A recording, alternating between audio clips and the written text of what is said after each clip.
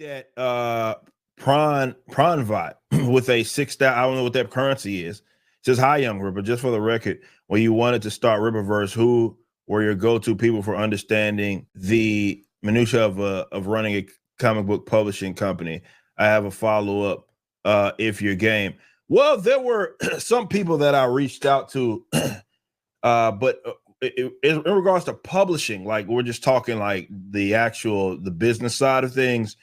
There weren't many there weren't many people that like in the publishing industry that I even had access to like that. They were doing what we were trying to do. Sure, there was people that were crowdfunding and doing all that, but with our approach, it was a lot different. Like we were already going to have the initial funds to start this bad boy. The books were already in production before we had even launched the company, at least as far as you guys are concerned publicly. Obviously, the company had been operating before then because we were still doing the actual line art and everything behind the scenes, get our warehousing and all that stuff in the row before the audience ever even knew this was a thing.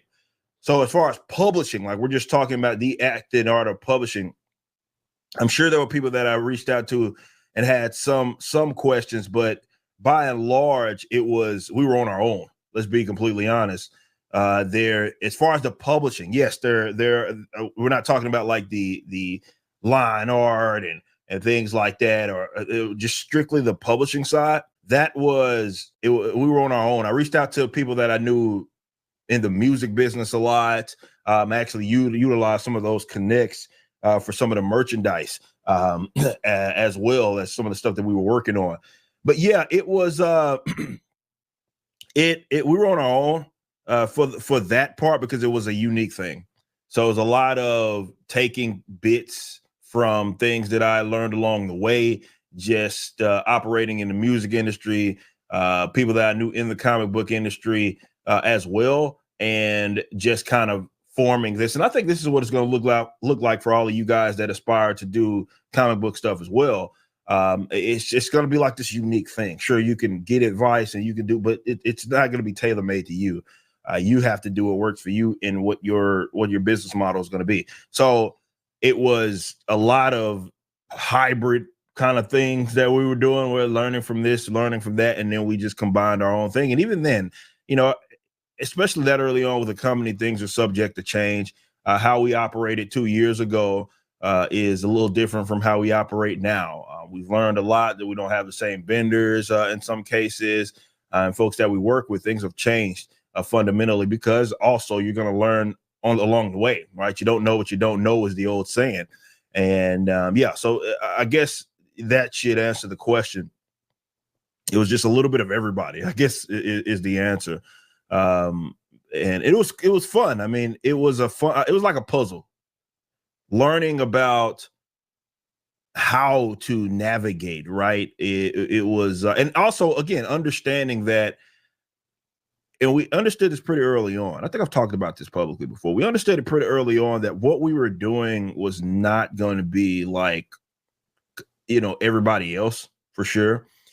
We wanted to take as an example the transparent aspect of crowdfunding, right?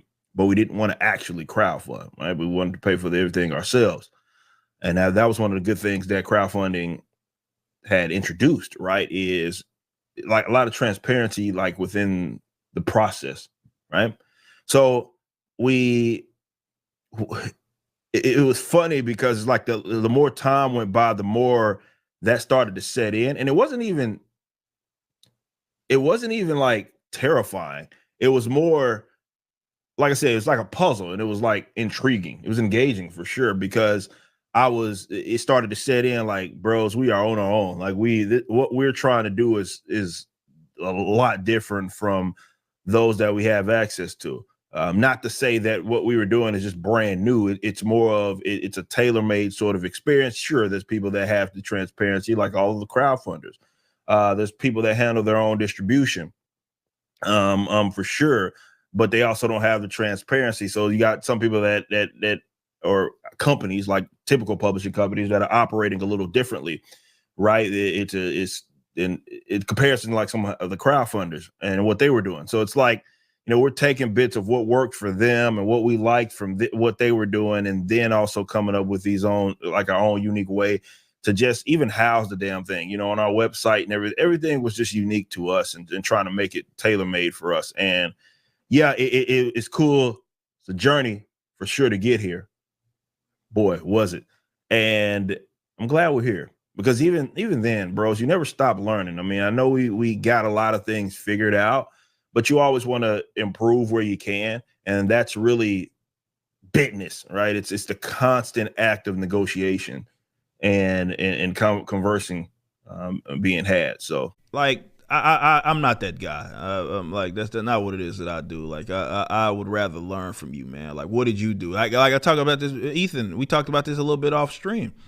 Like, he could talk about me inspiring him, but there were ways that obviously he has fucking inspired me. When I see Cyberfrog Wreck Planet do that much money, I'm like, well, shit, I could do that. Why not fucking give it a shot? You pick up on it, and Ethan's been very helpful. Like Ethan, I cannot undermine what it is that he has, like some of the stuff that he's helped behind the scenes with, as far as like helping with just, I'm not gonna say exactly what the capacity was, because that would then have to give away some shit.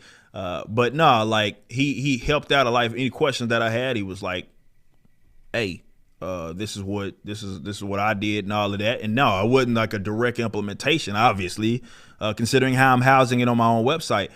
But it was a lot that he kind of helped out with, man. And that's because he wasn't like insecure about his own shit. Like, he's like, all right, I want to see you be great. Clip, clip, and snip, snip.